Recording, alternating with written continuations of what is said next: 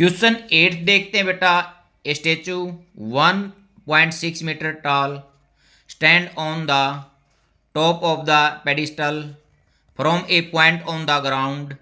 The angle of the elevation of the top of the statue is 60 degree का and from the same point angle of the elevation of the top of the pedestal is 45। Height of the pedestal देखते हैं बेटा। ये pedestal है, ये ground है, 90 degree का हो गया। इसके ऊपर ये स्टैचू है, इसकी हाइट 1.6 मीटर है। इसको मैं ए बी और इसको सी ले लेता हूँ।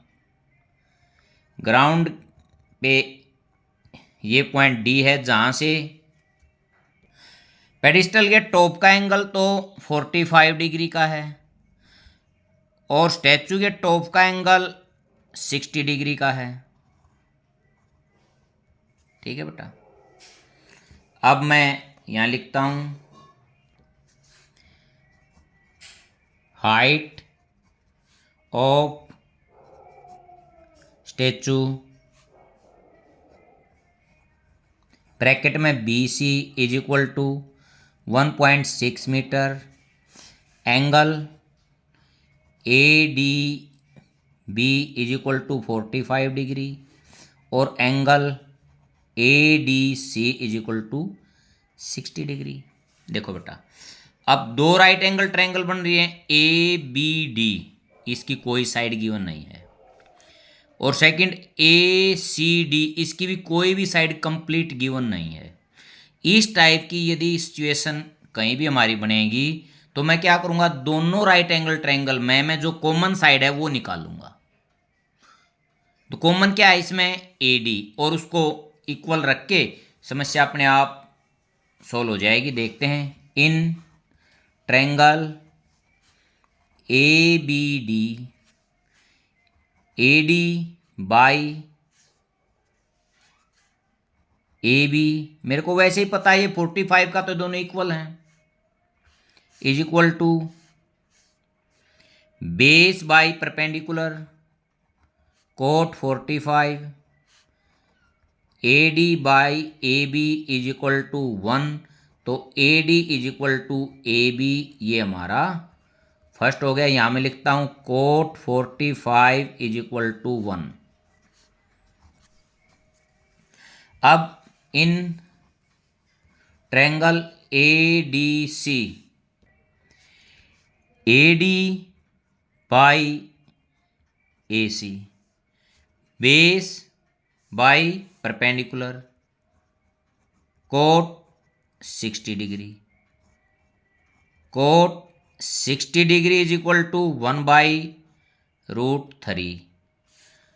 बेटा हम ए सी जो है, ए सी को कैसे लिख सकता हूं, A C is equal to A B plus B C, mean A B plus 1.6, ये क्या हो गया A C.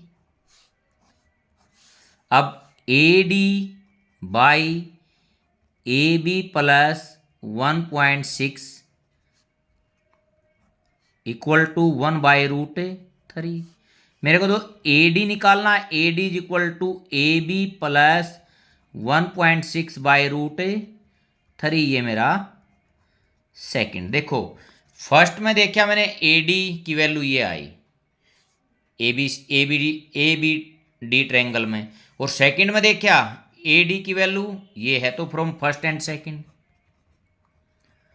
First and second A B plus 1.6/√3 is equal to A B. ये A B plus 1.6 is equal to √3 को लिखता हूं 1.732 A B, या √3 लिख देते हैं। मैं यहाँ दोनों ही करूँगा, पहले इससे करता हूँ, इसको side 1.732 A B minus A B is equal to 1.6, तो यहाँ कितना बच गया 0.732 A B is equal to 1.6, और यहाँ A B is equal to ये इसके नाम का तो 10 हो गया, और ये मल्टीप्लाई, और इसके नाम का ऊपर 1000 चलेगा, इससे ये कैंसल, कितना हो गया बेटा A B is equal to 16 के पीछे 2 0 हो जाएगा और 32। इसकी मैं कैलकुलेशन करता हूं तो यह आता बेटा 2.185, इसको मैं लिख सकता हूं 2.19 मीटर। और जो सेकंड मैं यहाँ कह रहा था विदाउट चेंज किए, तो देख A B plus 1.6 is equal to √3 A B, ठीक है। इसको उस साइड लेऊंगा, √3 A B minus A B is equal to 1.6, √3 minus 1 A B is equal to 1.6, A B is equal to 1.6 by √3 minus 1। अब क्या करूँगा मैं, नीचे से इसको ख़त्म करने के लिए रूट को √3 प्लस 1 से मल्टीप्लाई और √3 प्लस 1 से डिवाइड करूँगा।